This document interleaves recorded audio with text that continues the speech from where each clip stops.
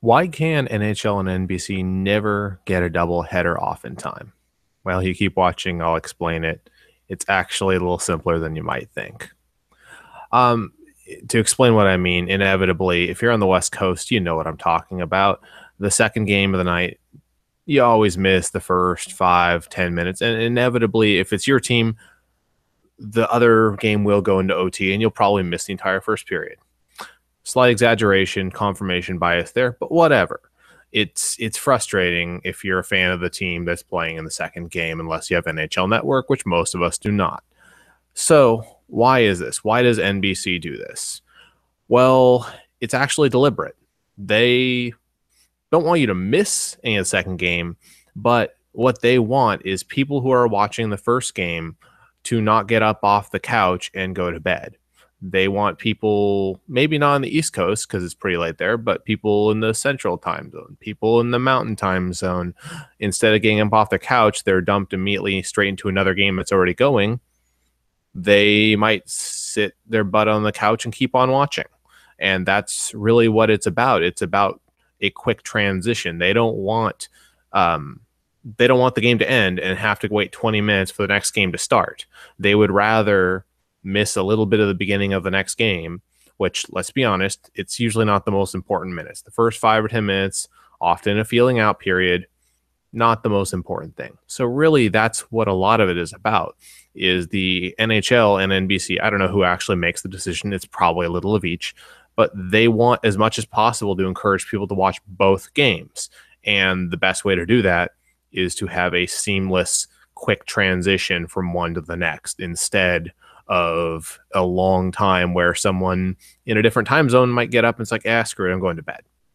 So that's really what it's about. So I've heard people say this is bad for the game.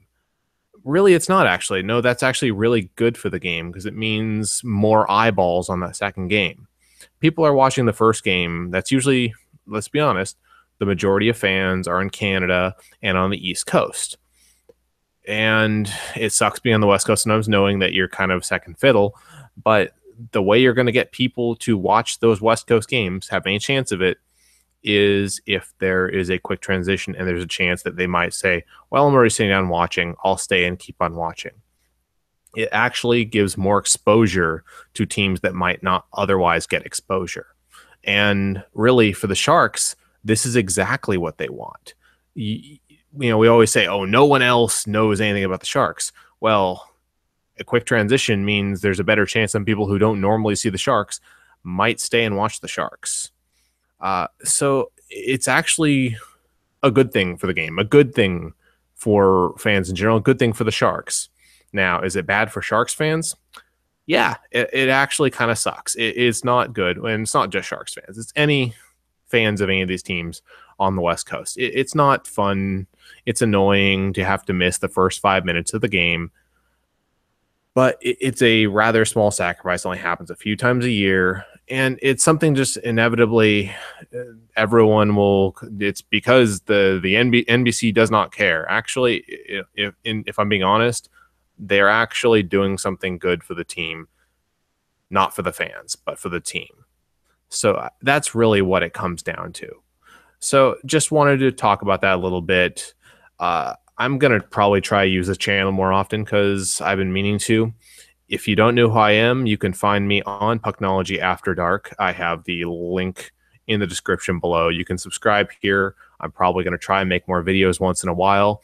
You can also follow me on Twitter at ChrisJWS. Thank you and have a nice day.